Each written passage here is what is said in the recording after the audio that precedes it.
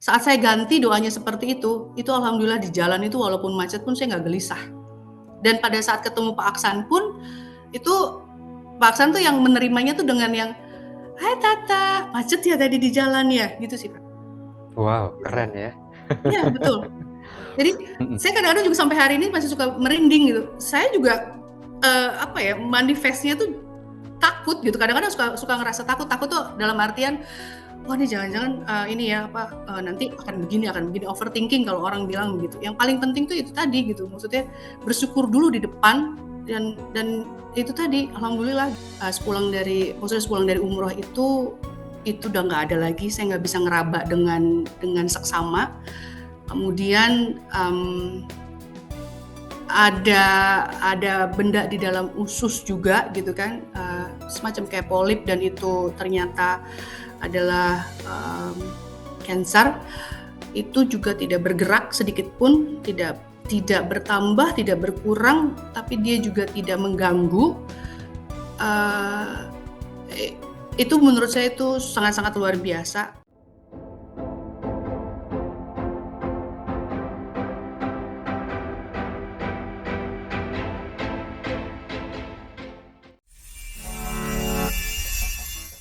Mencari alasan untuk bersyukur. Menarik nih, karena banyak orang yang sulit bersyukur karena merasa aku harus bersyukur atas apa ya? Iya. Padahal ada hal yang selama ini dianggap orang sepele, nafas itu sudah dianggap otomatis, jadi apa yang harus Yes. disyukuri dari nafas gitu loh. Betul. Udah fitrahnya kan, udah fitrahnya kita masih hidup Mhm. gitu, nanti aja kalau bisa udah mati, oh ya nggak gitu juga gitu. Biasanya kan ini mohon maaf motong, biasanya kan kalau orang, dapat bahagia baru inget atau doanya terkabul. Nah ini nih ya masuk ke yang, tadi topik yang sudah disampaikan sama Pak Aksan. Biasanya orang kebanyakan itu berdoa dulu, minta dulu, kalau misalnya udah dikasih berbunga-bunga dan langsung rasa syukurnya luar biasa. Kebanyakan seperti itu, tapi beberapa memang enggak gitu. Hanya yang saya rasain itu, luar biasa pada saat saya mengubah mindset saya. Saya belum mendapatkan apa-apa, tapi saya udah bersyukur.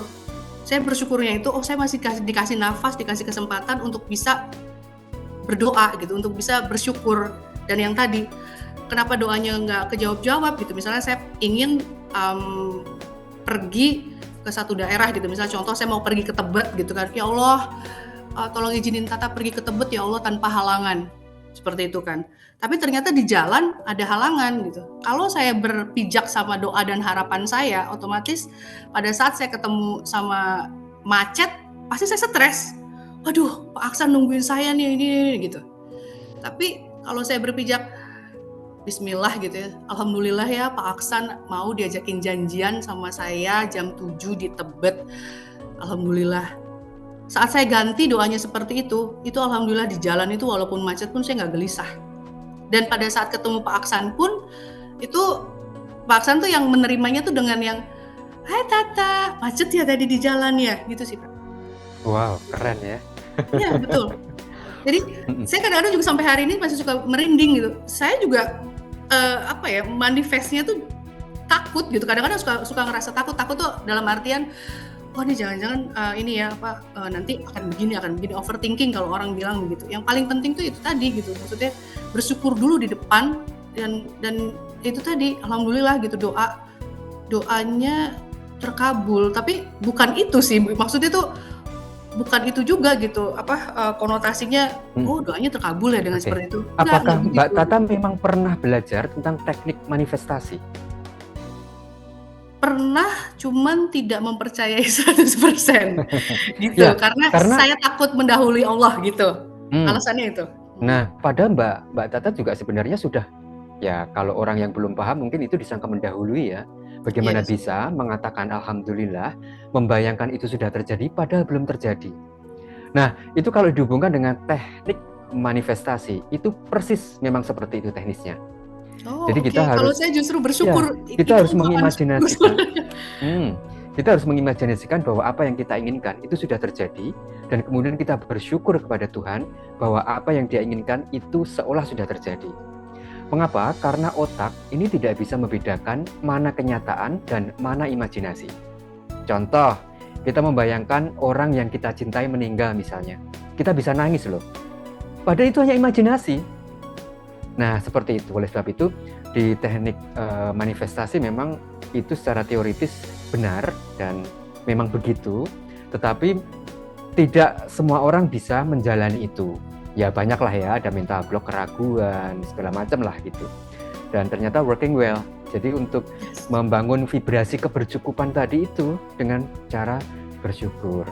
Nah, sebenarnya itu kalau dikaitkan dengan teori asumsi ya, assumption teori itu, hukum prasangka itu sangat berkaitan sekali, di mana ketika kita memiliki permintaan itu kita membayangkan atau mengasumsikan bahwa ya memang itu yang dikehendaki Tuhan gitu. Oke. Waduh, nanti malah terlalu banyak teoritis nih, padahal pengalamannya Mbak Tata yang harus saya gali 2 jam aja mungkin nggak cukup ya. Aduh, gak apa-apa, masih belajar. Oke. Nah, oke. Ya, tadi saya hanya ingin mengulas apa yang sudah tadi disampaikan ya, tentang setelah sadar nafas, Mbak Tata merasa kedamaian, lebih tenang gitu. Dan itu ternyata mempengaruhi vibrasi gitu. Nah, ketika kondisi vibrasi kita membaik, maka itu akan berpengaruh keluar. Hukum resonansi. Nah, itulah kemudian banyak member RSN yang menjumpai banyak keajaiban-keajaiban setelah vibrasinya membaik. Loh, kok saya jadi begini ya? Dapat ini ya, dapat itu ya, seperti itu.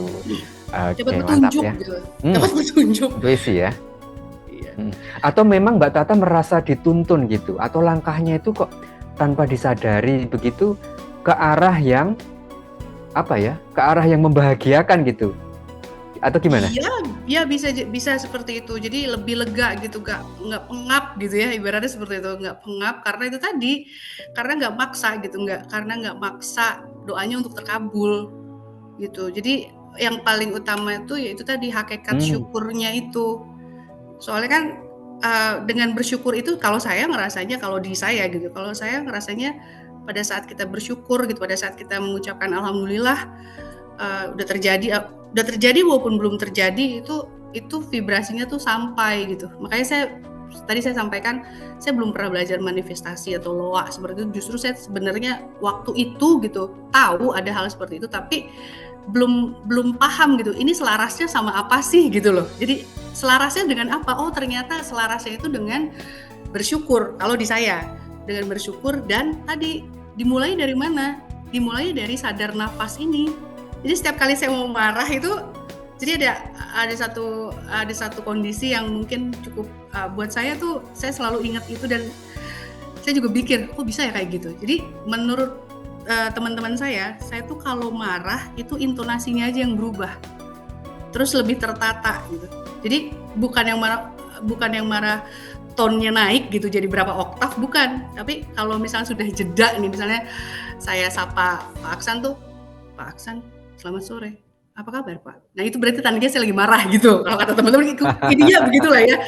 Tapi kalau misalnya marah yang gitu, itu tuh berarti nggak benar-benar marah. Tapi kalau misalnya udah ada jeda, itu padahal saya ngatur nafas, Pak. Tapi itu sampai gitu loh. Jadi informasi bahwa saya melakukan penekanan atau melakukan tuntutan gitu, atau ingin menginformasikan bahwa hey, itu salah, hey, itu dibenerin gitu. Itu nggak pakai tone yang lebih tinggi, tapi dengan mengatur pakai nafas itu justru saya lebih kedengeran gitu sama mereka. Jadi yang sampai gitu ya, dan itu nggak ke semua orang sih, tapi alhamdulillahnya ke beberapa orang, lebih banyak lah, dari 10 mungkin 7 orang yang bisa menangkap itu saya pun juga bisa berpikir bahwa oh, mereka ini konsentrasi dan mereka sedang bernafas pada saat saya berbicara seperti itu gitu, Pak Aksan. Jadi benar-benar semua itu dari sadar nafas deh gitu. Oke. Wah, mantap ya. Ya, boleh tahu Mbak Tata berapa lama proses sejak pertama mengawali mempraktikkan sadar nafas itu sampai kemudian merasa mendapatkan manfaat gitu? Kurang lebihnya itu nyaris 1 tahun berarti. Dari bulan depan, bulan Juli itu adalah 1 tahun insya Allah. Agustus ya, tepatnya sih Agustus. Jadi Juli itu baru ngelihat beberapa metode bernafas seperti itu. Terus kemudian juga video YouTube-nya RSN atau Bang El gitu, dengan yang suara musik, dan gambar background yang nggak saya pahamin tadinya gitu kan, sampai akhirnya berjalan ini mau 1 tahun, Juli besok mau 1 tahun. Oke. Boleh diceritakan Mbak Tata keseharian di apa nih aktivitasnya? Saya masih karyawan, saya belum punya perusahaan, saya masih jadi karyawan, saya masih berkegiatan, masih bisa mengisi waktu luang dengan itu tadi, rasa bersyukur saya yang lain. Saya mensyukuri saya dikasih ilmu sama Allah, diberikan kesempatan untuk kuliah, jadi saya juga berbagi ilmu. Oh, ambil dokter sekarang? Insya Allah dalam waktu dekat. Ambil jeda dulu. Oke. Apa pengalaman yang paling spektakuler, paling wow gitu kaitannya sama sadar nafas? Ini di saya. Saya lupa itu tepatnya bulan apa. Tetapi ini memang combine ya. Jadi combine tuh nggak hanya satu. Jadi beberapa saya ikutin gitu. Saya meditasi pakai pakai tuntunannya Bang El juga gitu. Saya juga, tapi semua sumbernya itu dari sadar nafas itu sekitar 5 bulan lalu deh kayaknya. Ya, sekitar 5 bulan lalu itu mulai agak rajin meditasinya. Kemudian terakhir itu kemarin saya umroh bulan kemarin nggak usah ya, bulan April. Aduh saya merinding. Saya yakinkan ke diri saya pada saat saya bersyukur dengan sadar nafas itu, disitulah permintaan pertama kali saya untuk Allah, dilandasi dengan rasa syukur bahwa saya sudah merasakan apa yang orang lain rasakan adalah pada saat saya bisa merasakan saya punya benjolan di dalam tubuh saya. Lalu kemudian sepulang dari sana, sepulang dari umroh itu udah nggak ada lagi, saya nggak bisa ngeraba dengan seksama. Kemudian ada benda di dalam usus juga gitu kan, semacam kayak polip, dan itu ternyata adalah kanker. Itu juga tidak bergerak sedikit pun, tidak bertambah, tidak berkurang, tapi dia juga tidak mengganggu. Itu menurut saya itu sangat-sangat luar biasa, pengalaman yang mungkin itu dibilang pengalaman spiritual kali ya.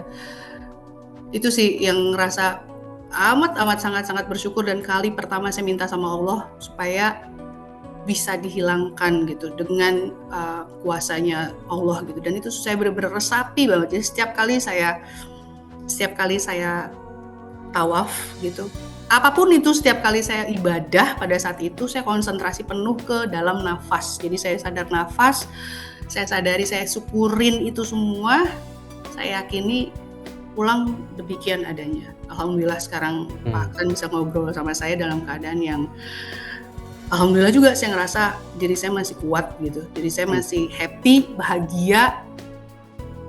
Dan yang luar biasanya lagi adalah saya bisa berbagi pada saat itu cukup luar biasa, brutal banget. Kalau saya bilang itu brutal sih sebenarnya, brutal dalam artian kantong saya nggak kering, tapi itu benar-benar brutal gitu. Dan itu alhamdulillah semuanya bikin happy, semuanya tuh bikin energi baik gitu buat saya Pak Aksan gitu. Itu jadi sejam mewek. Tapi saya senang, saya pengen, saya hanya ingin berbagi dan mengajak yang saat ini mungkin sedang nonton kita live gitu ya, untuk mulai dari sadar nafas. Itu nggak bohong, itu nggak klise, bahwa itu di situ sumber utama bersyukurnya kita. Dan yakinilah bahwa dengan sadar nafas itu bisa ngejaga semuanya, dan doa kita tuh cepet gitu, bukan cepet dikabulin sih kalau menurut saya, itu Tuhan akan kasih tepat pada waktunya, namun kita tuh juga bisa lebih legowo gitu sih.